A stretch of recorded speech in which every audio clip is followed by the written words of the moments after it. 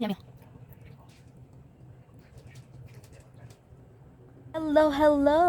Good afternoon, everyone! Nagbabalik na naman ang inyong cute na kusina!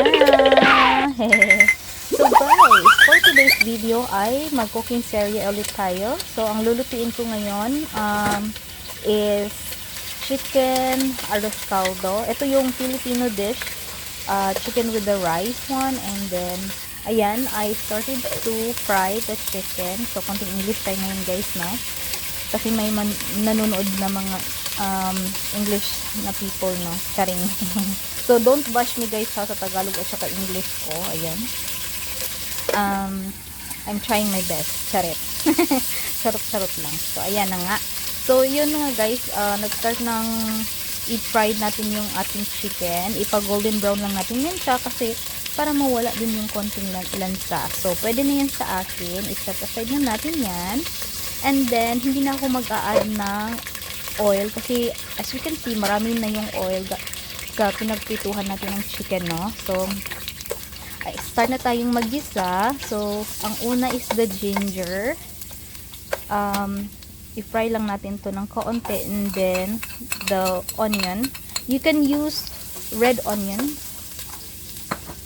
Depende na yan sa inyo. Tapos, gumawa pala ako ng fried garlic. So, yung oil na din yan yung ginamit ko. So, hindi na ako maybe later maglalagay ako ng konti. So, ayan. After a few minutes na paghalo-halo, pag nangamoy na yung luya at saka onion yun, no? Pwede nyo nang ilagay yung binabad nyo na bigas, which is regular rice and then the glutinous rice or yung malagkit.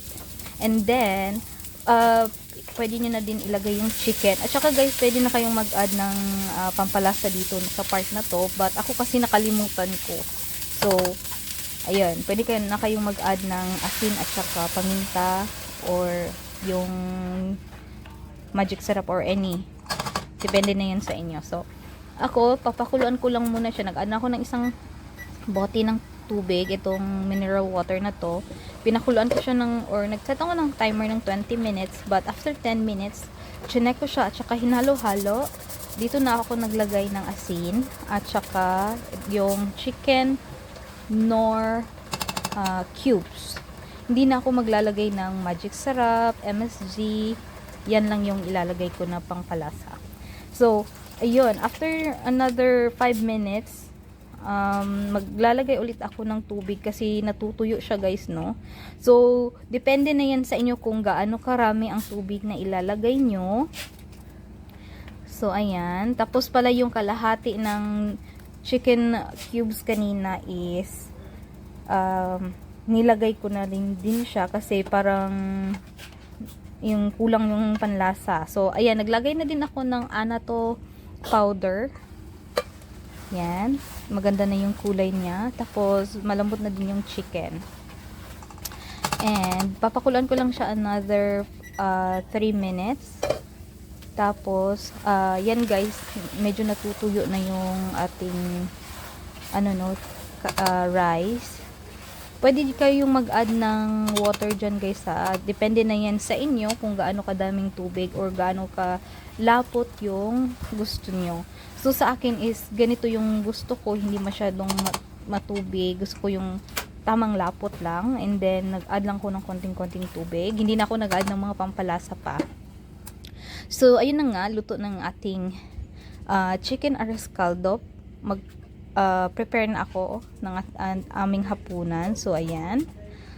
Tapos, by the way guys, meron pala akong yung sibuyas na dahon. Lalagyan ko siya later. Ayan na siya. Prepare na nga. May boiled egg, the chicken, tapos yung garlic, fried garlic, and then yung onion leeks. Yan. At saka dito lang din magtatapos ang aking voice over. Thank you so much for watching. Be safe as always, and God bless. Bye-bye. So, garlic. If you would like, basic president, if you want to put lime or lemon, yeah, we'll put it. Garlic, it's garlic. Fried garlic. Okay. So does it taste better with lime or? Yeah. You can now, I'm just put it. I overcooked though. So, garlic. Oh. Try it. Like, if you like to try it, I mean, put more.